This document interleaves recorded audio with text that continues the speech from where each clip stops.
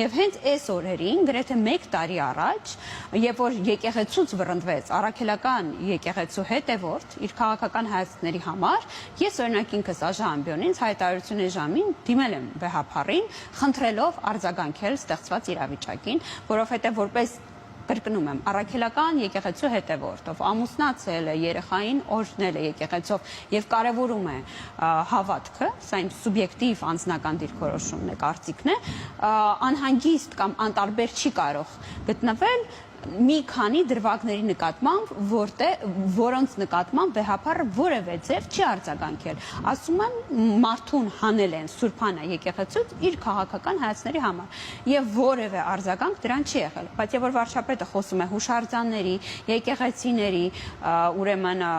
անփույթ անհարգալից վերաբերմունքի նկատմամբ հենց նույն եկեղեցականների կողմից, սա դառնում է հսկայական, ուրեմն անձնավորված, թիրախավորված արշավի մաս։ Ես կարծում եմ, որ մեր քաղաքացիները պատրաստ են այս խոսակցությանը, խոսակցության խնդիրների մասին եւ հաշվի առնելով, որ հայ ժողովրդի մեծ մասն է առաքելական եկեղեցու հետևորդ է, չի կարող սա չանհանգստացնել։